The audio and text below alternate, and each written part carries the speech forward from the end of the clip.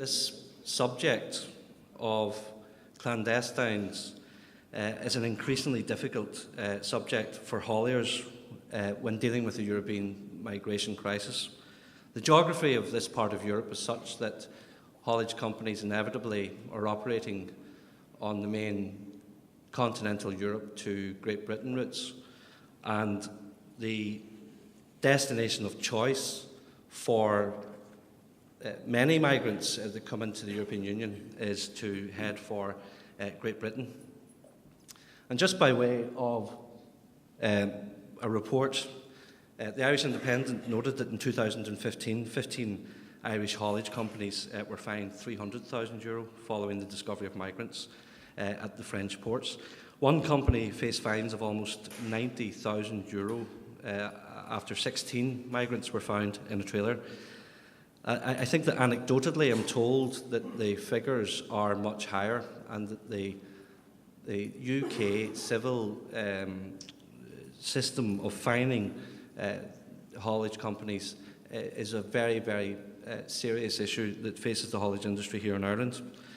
Company owners have said that they were worried about their futures of their businesses, and industry representatives have lobbied the UK authorities, the European Union and the Irish government on the issue, and the UK Border Force have blamed the haulage industry for failing to properly secure their cargo. Other problems facing the industry in general as a result of the migration crisis include delays of cargo, rejection of cargo, and damage of cargo, and in particular the issue of contamination is a very hot topic. In this discussion, we will have a look at some of the problems that are faced by drivers and hauliers on a regular basis and look to the options that are available. If we look first to the civil penalty scheme, the UK Border Force operates a scheme which is most noticeably connected to a significant escalation in attempts to enter the European Union or the UK by clandestine entrance. The preferred method is, of course, on lorries, and this has caused massive difficulties for haulage companies. Most stowaway cases are subject to the civil penalty scheme, although there is a criminal penalty scheme for haulage companies who are aiding or abetting clandestine entry. This particular scheme is for haulage companies who unwittingly are the subject of clandestine entrance onto their vehicles. Typically, one or more stowaway or clandestine entrant will be found concealed in a trailer, and in those circumstances, the driver, the owner and the operator are all subject to fines. A clandestine entrant is a person who passes or attempts to pass through the UK immigration control concealed in a vehicle. That's section 32 of the Immigration and Asylum Act. Those responsible for a clandestine entrance pay a penalty as per section 32 of the Act. A person shall not be liable for the imposition of the penalty if he can, however, mount a defence. Successful defence could be mounted on duress, or that there are no reasonable grounds for expecting that the entrant might be concealed in the trailer. An effective system was in place for preventing the carriage of clandestine entrants in the operation, and that effective system was in place at the time.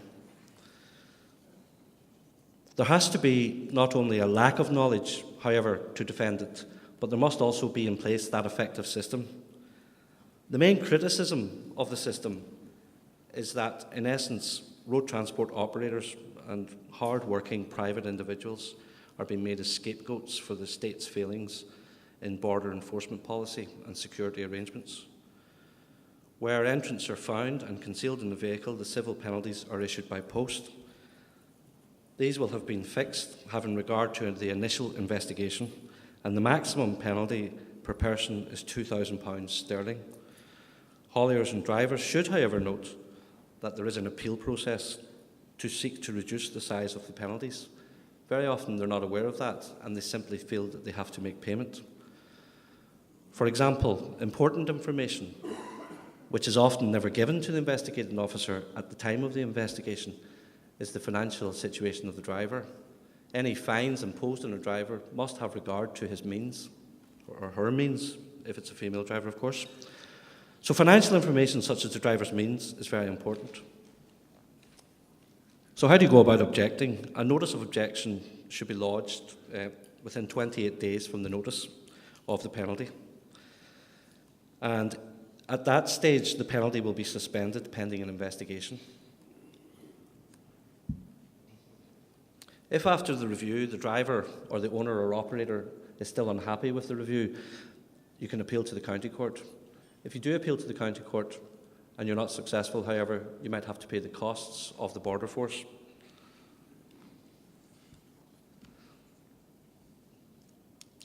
So how do you show that you have an effective system to secure your vehicle?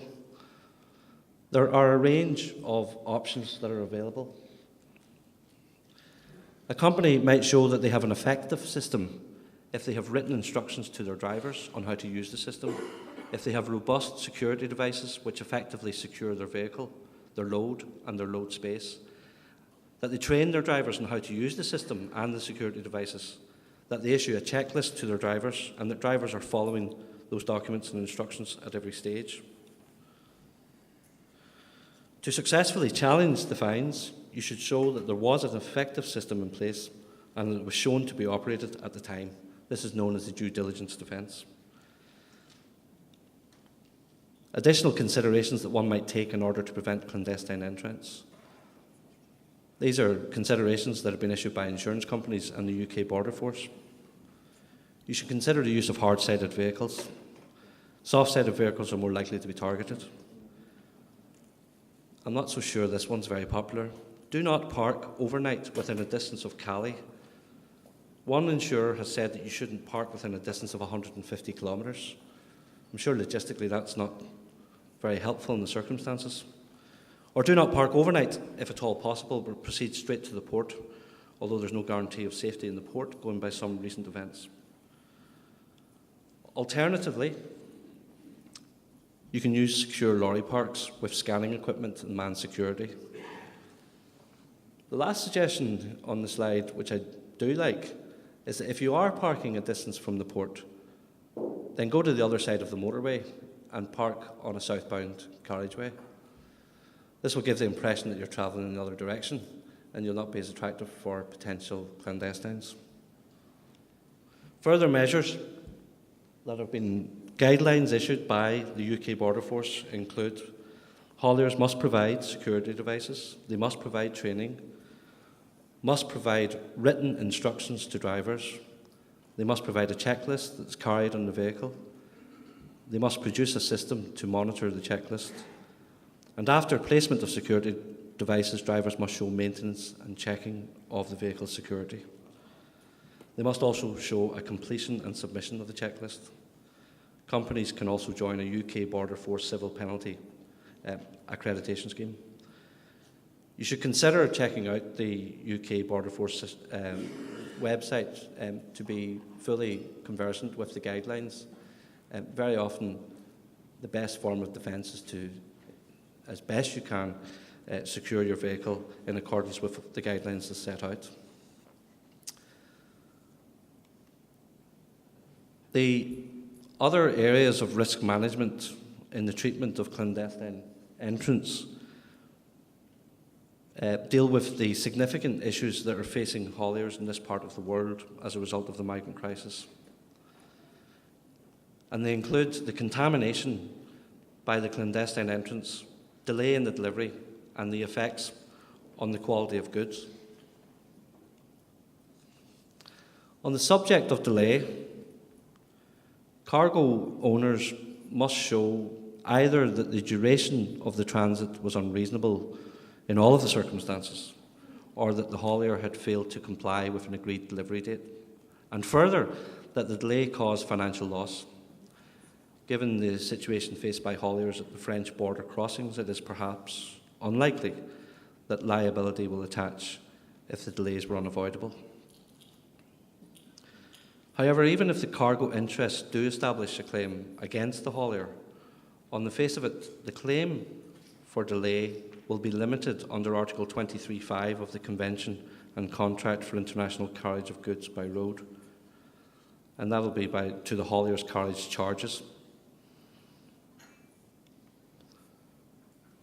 Delay in the delivery of perishable goods, such as fresh produce, could lead to a shortened shelf life of a significant reduction in the quality of the goods. Again, this may be treated as damage, and the limitation for delay we have just referred to may not apply. But damages would be calculated based on the market value of the goods at the time of the collection and subject to the limit of liability under Article 23.3 of CMR, and that's calculated at a rate of 8.33 SDRs per kilo.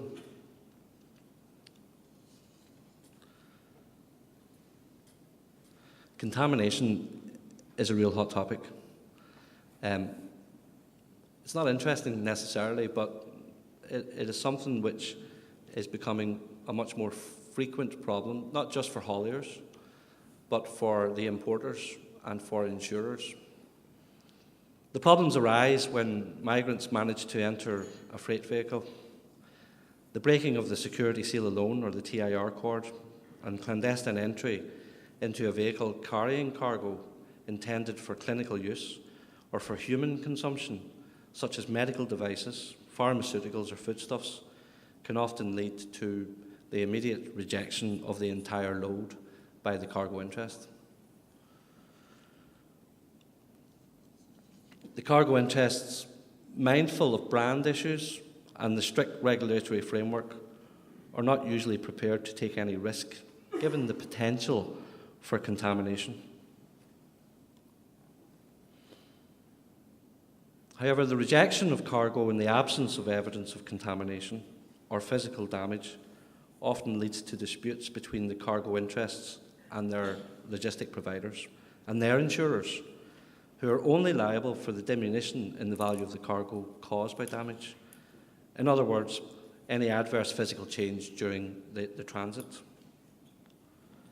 Claims that arise out of cargo destroyed as a result of the risk of contamination are likely to be rejected by hauliers and their insurers on the basis that the cargo was rejected, not because it was damaged, but was rejected out of fear of loss or damage, and not as a result of actual loss or damage.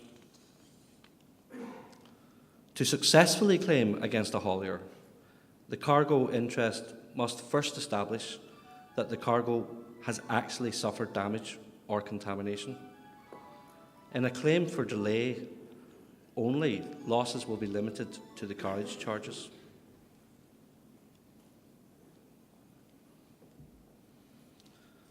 So what do you do in an instance when there's a suspected contamination?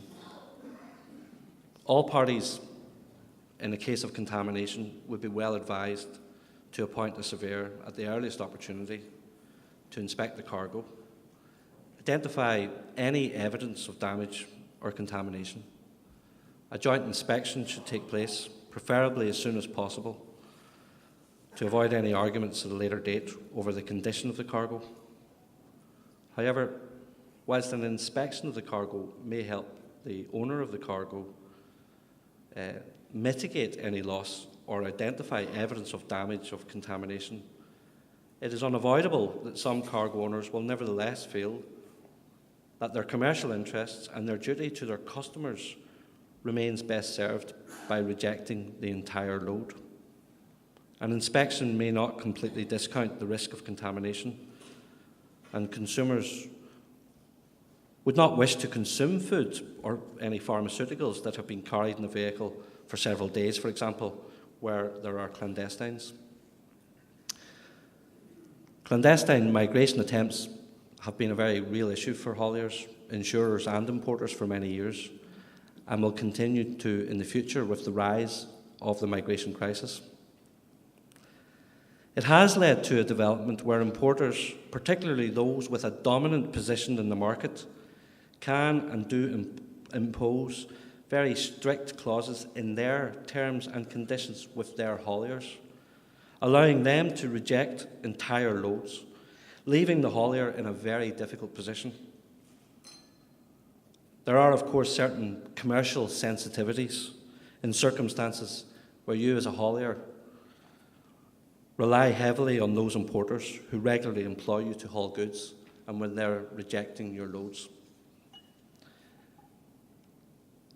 In these circumstances, hauliers will inevitably look to their carrier insurance for assistance.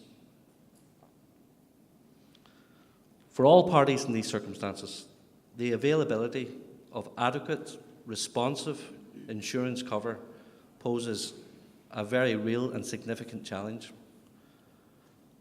So what is the response by the cargo underwriters who have written a policy of insurance which is to cover damaged goods?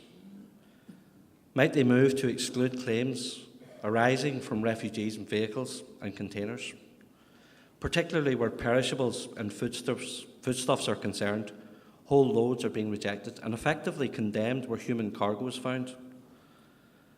Whilst that may seem prudent from the cargo owner's perspective, it will not necessarily trigger his right for a claim to indemnity under any insurance policy held by him, because that policy will also require evidence of loss or damage in transit to be established.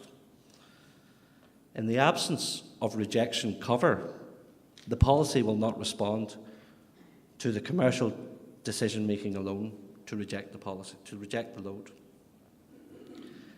In short, insurers will only respond to damaged goods claims. Underwriters of cargo insurance may look at some wider risk-sharing arrangement, but that would involve increased premiums and the introduction of significant deductibles. And to what extent small hauliers could live with that remains to be seen. Passing on significant price increases by way of freight charges, you would imagine, is not an option. This is, of course, in addition to the fact that hauliers are facing significant fines, alluded to earlier, caused by the UK border force system. And that is why, in the short term, prevention of the entry of the clandestine is really the first line of defence. Folks, I've taken up too much of your time. There's a match on as well. This is a bit of a whirlwind stop-off of some of the issues which affect hauliers as a result of the current migration crisis. But to conclude, hauliers are facing testing times in the European migration crisis. Civil penalties in the UK, however, are defendable. They can also be reduced. And hauliers should certainly look to every single circumstance where a fine is issued to seek to invoke that reduction. And it needn't necessarily be a difficult process. The first thing you need to do is issue a letter to object within 28 days of receipt of the notice. Other steps can be taken to risk manage the issue of clandestines and avoid losses for delays, damage to goods and contamination of perishables and foodstuffs.